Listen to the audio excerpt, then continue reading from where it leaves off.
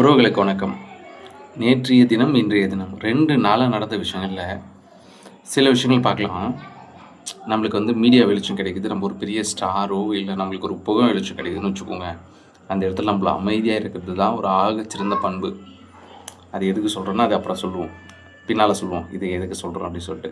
அதுக்கு முன்ன ஒரே ஒரு விஷயம் என்னென்னா, நேற்றைய தினம் மகேந்திரன் நடிகர் மகேந்திரன் அவருடைய காணொளி பயங்கர வைரல். இன்ஸ்டாகிராம்லேருந்து, ஃபேஸ்புக்லேருந்து, யூடியூப்லேருந்து அடித்து ஓடிட்டுருக்கு அவருடைய வீடியோ.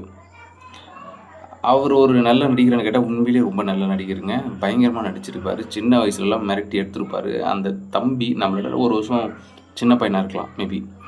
ஆனால் அவரோட நடிப்புலாம் பார்த்தீங்கன்னா அவ்வளோ ஒரு ஆகச்சிறந்த நடிப்பாக இருக்கும். நம்மள சின்ன வயசில் சின்ன பசங்களாக இருக்கும்போது நம்ம சினிமா பார்த்துருப்போம் இல்லையா? சின்ன பசங்களாக இருக்கும்போது சினிமா பார்த்துருக்கும்போது அந்த தம்பி சினிமாவில் நடிச்சிட்டு இருப்பாப்புல. நம்மளாம் சினிமா பார்த்துட்டு இருக்கிறோம். அந்த வயசில் அந்த தம்பிக்கு ஒரு சினிமா கலை, அது நடிப்பு திறமையெல்லாம் இருந்திருக்கு. ரொம்ப பாராட்டுக்குரிய ஒரு விஷயம், பெரிய விஷயம். நம்மளுக்கெல்லாம் அப்படி ஒரு குடுப்பனை இல்லை. ஏன்னா எனக்கும் ஒரு ஆசை இருந்தது. நம்மளும் ஒரு கிரியேட்டர் ஆகணும், ஒரு டைரக்டர் ஆகணும் அப்படின்ற ஒரு ஆசை நம்மளுக்கும் இருந்தது. ஆனால் நம்மளுக்கு அந்த ஆசை இருந்தது தானே தவிர நம்ம அதை எதுவுமே பண்ணல. அப்படி ஒரு சோம்பேறி. இதை எதுக்காக சொல்ல வரேன்னா, அந்த தம்பியோட இன்டர்வியூ பயங்கர வைரலு, சரியான வைரலு. அடிக்கடிக்கு கொஞ்சம் இது மாதிரி ஏதாவது ஒன்று பேசுவாப்புல, அப்புறம் மாட்டிக்குவாப்புல. நம்ம மக்கள் பொறுத்த வரைக்கும் என்ன தெரியுமா, ஒருத்தரை பிடிச்சிச்சுன்னா தூக்கி வச்சு கொண்டாடுவாங்க. இப்போ சிஎம்கே கொடுத்த அளவுக்கு தான். ஒருத்தரை பிடிச்சிச்சுன்னா தூக்கி வச்சு கொண்டாடுவாங்க. ஒருத்தர் பிடிக்கலன்னு வச்சுக்கோங்களேன், கடைசி வரைக்கும் ட்ரால் மெட்டீரியலாகவே பயன்படுத்தி அவனை ஒரு வழி பண்ணி விட்ருவாங்க. இதுதான் நம்ம மக்கள் வச்சுட்டு இருக்கிற ஒரு பேசிக்கான ஒரு கோடு. இந்த தம்பி என்ன பண்ணாருன்னா, இப்போது இருக்கிற ஆட்சிக்காக சில விஷயங்கள் ஆதரவாக குரல் எழுப்பி பேசினார்.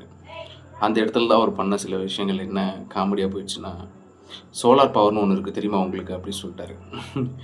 அதை வச்சு நிறைய மீம்ஸு, நிறைய ட்ரால் மெட்டீரியல்ஸு பயங்கரமாக இருக்குது. அதை பார்த்து சிரித்து வயது தான் புண்ணாக போயிடுச்சு. இருந்தாலும் ஒரு பக்கம் கோபமும் இருக்குது. ரொம்ப நெக்கில் இல்லை உனக்கு அப்படின்னு. எனக்கு 2 ஒயரை கனெக்ஷன் பண்ணி எனக்கு கரண்ட்டை கொடுத்துக்க தெரியும், வேணும்னா என் வீட்டிலேருந்து கரண்ட் எடுத்துக்கோங்க அப்படின்னு பேசுகிற பேச்செல்லாம் ரொம்ப உச்சம். அதாவது என்ன சொல்கிறதுன்னா, நம்மளுக்கு ஏதாவது தடுமாறி வார்த்தைகள் உதறக்கூடாதுல்ல, அதனால வச்சுருக்கேன். என்ன உச்சம்னா, ஒரு திமிருத்தனம் சொல்லாமா இருக்கும். அந்த பேச்சு என்ன பேச்சு அது? கரண்ட் இல்லைன்னு அவன் கடுப்பாகி தெருவில் நின்று போராட்டம் பண்ணிகிட்ருக்கான், கத்திட்டுருக்கான்னா, 6 மாதம் வரைக்கும் நீங்கள் எதையும் கேட்காதீங்க, ஏன் கேட்குறீங்க அப்படின்ற மாதிரி. அப்போ எதுக்கு ஒரு மனுஷன் இப்போ எல்லாமே தன்னுடைய லாபத்துக்காகவும் இந்த மக்களுடைய பிரச்சனைக்காகவும் தான் ஓட்டு போட்டு தேர்ந்தெடுக்கிறாங்க. நீங்கள் இந்த மாதிரி பேசுகிறதுனால தான் இப்போ பிரச்சனைக்குள்ளாக்க வரீங்க, நீங்கள் மாட்டிக்கிறீங்க. அமைதியாக இருந்தாலே பிரச்சனை இல்லை. ஆனால் இங்கே நடிகர்களெல்லாம் எல்லாம் என்ன பண்ணுறாங்கன்னா, உள்ளே வாண்டடாக தலையிட்டு பேசி ஏன்னா இப்போது ஒரு நடிகர் சிஎம் ஆனதுனால, முதலமைச்சர் ஆனதுனால மற்ற நடிகர்களுக்கு அந்த ஒரு பூஸ்ட் கிடச்சிச்சுன்னு நினைக்கிறேன். பரவாயில்ல, நம்மளும் ஒரு சிஎம் ஆகிடலாம், நம்மளுக்கும் ஒரு வாய்ப்பு இருக்குது அப்படின்னு சொல்லி. இப்போ அதனால் என்ன பண்ணுறாங்கன்னா, எல்லாருமே பேச ஆரம்பிச்சிட்டாங்க அரசியலை. ராகவா லாரன்ஸ் அவர்கள், அவர் பற்றி கூட நம்ம ஒரு காணொலி போட்டு தான் போன முறை. அவர் அவருக்கு ஒரு பெரிய ஆசை வந்துருச்சு. இப்போ நம்மளும் ஒரு அடுத்த கட்டமாக உள்ளே போகலான்ட்டு இப்போ அரசியல் நகர்கள் மக்களே நீங்களே சொல்லுங்கள் அப்படி சொல்லி இப்போ கேட்குற மாதிரி, மக்கள்கிட்ட பதிலை கேட்குற மாதிரி அவர் ஒரு வீடியோ போட்டிருந்தார். நம்மளாம் என்ன சொல்லுவோம்னா, தயவு செஞ்சு வராத ஐயா, அரசியலே வந்துடாத ஐயா, வேலையை பார்த்துட்டு போயா அப்படின்னு தான் சொல்லுவோம். நம்ம தயவு செஞ்சு வித்துறாத ஐயா அப்படின்னு. இப்போது மக்களுக்கு என்ன ஒரு சூழல் வந்துடுச்சுன்னா, அவர் நல்ல மனுஷன் தானே அப்படின்ற ஒரு சிந்தனை வந்துடுச்சு. நல்ல மனுஷன்றது போக அவர் தான் பண்ணுற விஷயங்களெல்லாம் வெளியே காட்டுறாரு. அது நிறைய கான்ட்ரவர்சி வந்திருக்கு, அது நிறைய பிரச்சனைகள் வந்துருக்கு, அதை நிறைய பேசியிருக்கு. அதை நம்ம போன காணொலியே சொல்லிட்டோம். இப்போ நம்ம நம்மளுக்கு அதை விட்ருங்க, அதை நம்ம எடுத்துட்டோம்னா டாபிக் எங்கேயும் போயிடும். இப்போ என்ன ஒரு விஷயம்னா, அவர் பேசும்போது என்ன சொன்னார்னா, தெருநாய்க்குள் கத்திக்கிட்டே இருக்குது, நம்ம அதெல்லாம் கண்டுக்கணுமான்ற மாதிரி சொன்னார். அவர் யாரை டிபெண்ட் பண்ணி சொன்னார்னு தெரில. இப்போது இந்த ஆட்சியை குறை சொல்கிறவங்க தெருநாயின்ற மாதிரி அவர் ஒரு வார்த்தைகள் பயன்படுத்தியிருந்தார். அது இப்போ நான் எப்படி சொல்ல வரேன்னா, உங்களுக்கு ஆகாத ஒரு கட்சியாக கூட இருக்கட்டுமே, எக்ஸாம்பிள் இப்போது திமுகவே கூட இருக்கட்டுமே, திமுகவில் இருக்கிறவர்களும் தமிழர்கள் தான், இங்கே அவர்களும் மனிதர்கள் தான். இப்போ அவங்களும் குறை இருக்குன்னா கேட்க தான் செய்வாங்க. இதுதான் அரசியல், ஜனநாயகம், மாண்பு. எனக்கு அதில் உடன்பாடு கிடையாது. உண்மையிலே அந்த கட்சி மேலே உடன்பாடு கிடையாது. இருந்தாலும் நான் என்ன சொல்ல வரேன்னா, அவர்களும் கேள்வி கேட்டதா வச்சுக்கோங்க. இப்போ மக்களே கேள்வி கேட்கலப்பா. உங்க பார்வையில மக்கள் கேள்வி கேட்கல. இப்ப அந்த தரப்புலருந்து ஒரு கேள்வி கேட்டாங்கன்னு வச்சுக்கோங்க. அதுக்கு இது பதிலா இருக்குமா?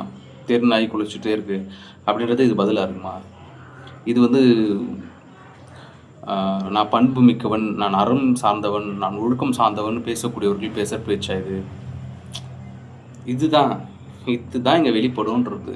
இதுதான் வந்து என்னதான் நீங்கள் பொத்தி பொத்தி உள்ள வச்சிருந்தாலும் வெளியே வந்துடும். ஒரு சிலர் வந்து இந்த கமெண்ட் செக்ஷன்லாம் படிக்கும்பொழுது, ஏங்க நீங்கள் முன்கூட்டியே இது மாதிரி கேள்வியெல்லாம் கேட்குறது தெரிஞ்சுதானா அவர் ப்ரிப்பேர் ஆகி கரெக்டாக பேசியிருப்பார். அவர் ஃப்ளோவில் வரும்போது இது மாதிரி வார்த்தைகள் வரும்னா, ஃப்ளோவில் வரும்போது வார்த்தைகள் வர்றது தான் ராஜா இன்றைக்கி பெரிய அளவில் பேசப்படுது. அண்ணன் சீமான் அவர்களுடைய கருத்தை நீங்கள் வந்து எல்லாருக்கும் கொண்டு போய் சேர்த்துருக்கோ இல்லையோ, அண்ணன் சீமானுடைய அவதூறுகளை இங்கே எல்லாருக்கும் கொண்டு போய் சேர்த்துருக்கீங்க. புரியுதுங்களா உங்களுக்கு? வார்த்தைகளில் கவனம் ரொம்ப முக்கியம். அப்படி நீங்கள் வந்து தெருநாயின்னு சொல்லப்படுகிறது யாரை அப்படின்ற ஒரு கேள்வி நம்மளுக்கு இருக்குது. மக்களா, இல்லை உங்களுக்கு வெறுப்புத்தன்மை, உங்களுக்கு பிடிக்காத ஒரு அரசியல் உங்களுக்கு எதிர் தரப்பில் இருக்கிறவங்க மேலேயா?